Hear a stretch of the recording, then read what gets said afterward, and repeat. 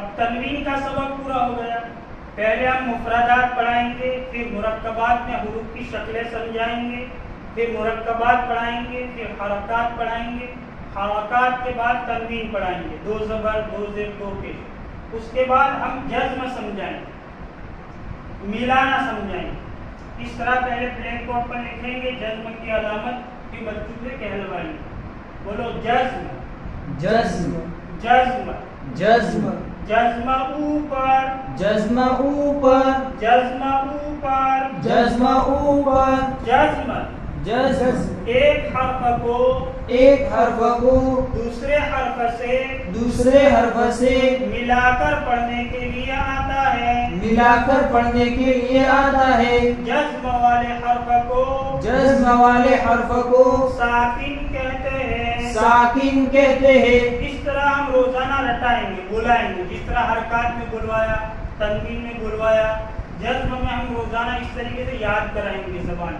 بولو جزم جزم جزم اوپر جزم اوپر جزم جزم ایک حرف کو ایک حرف کو دوسرے حرف سے دوسرے حرف سے ملا کر پڑھنے کے لیے آتا ہے. ملا کر پڑھنے کے لیے آتا ہے. جزم والے حرف کو جزم والے حرف کو ساکن کہتے ہیں. ساکن کہتے ہیں. پھر سے بولو جزم جزم جزم اوپر جزم اوپر جزم جزم ایک حرف کو ایک حرف کو دوسرے حرف سے دوسرے حرف سے ملا کر پڑھنے کے لیے آتا ہے. ملا کر پڑھنے کے لیے آتا ہے. جزم والے حرف کو جزم والے حرف کو ساکن کہتے ہیں. ساکن کہتے ہیں. یہ لکیر کے اوپر کیا ہے؟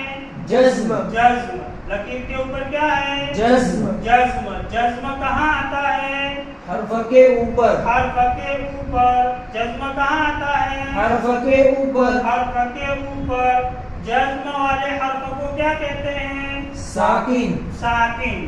جزم والے حرف کو کیا کہتے ہیں؟ ساکن. ساکن. جزم کس کام کے لیے آتا ہے؟ ایک حرف کو دوسرے حرف سے ملا کر پڑھنے کے لیے. پورا بولو. ایک حرف کو دوسرے حرف سے ملا کر پڑھنے کے لیے آتا ہے.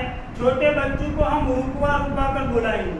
پوری بات تسلسل کے ساتھ ایک ساتھ بلائیں گے آپ تو بچے ایسے صفائی سے نہیں بولیں گے، جلدی جلدی بولیں گے.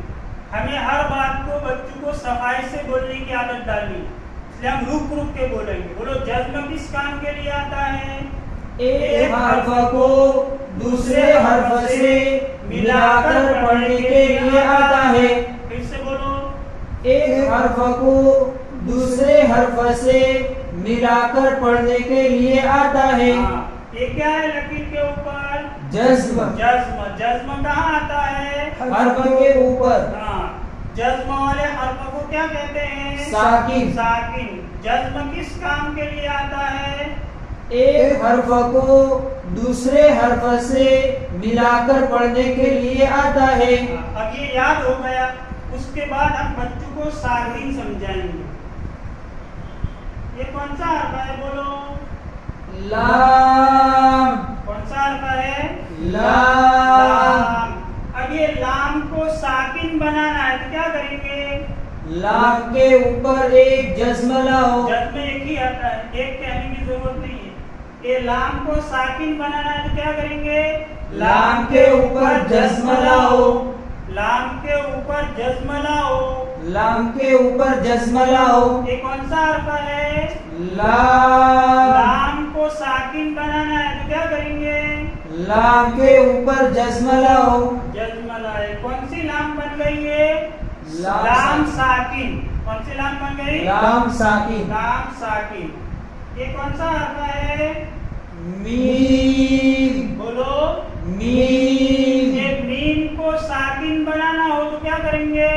میم کے اوپر جزم لاؤ. میم کے اوپر جزم. جزم لائے. کون سی میم بن گئی؟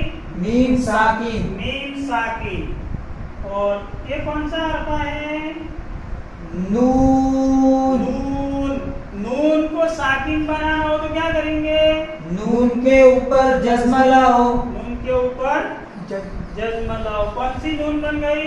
नून साकिन। नून साकिन। और ये कौन सा हरफ है? सीन। सीन को साकिन बनाना हो तो क्या करेंगे?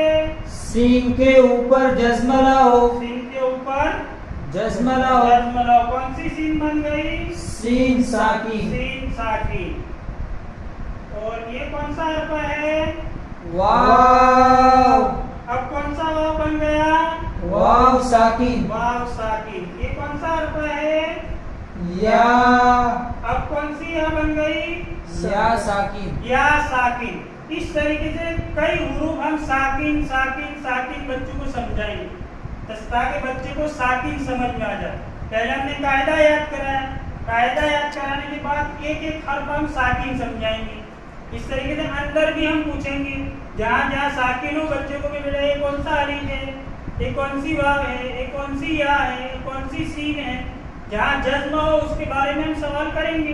जब साकिन समझ में आ गया फिर हम दो दो हर्फ वाली मिसालें बनाएंगे, मिलाना सिखाएंगे। हम रवा दो दो हर्फ मिलाना सीख गए बच्चे, फिर 3 हर्फ 4 हर्फ वाली मिसालें जज्म वाली बताएंगे।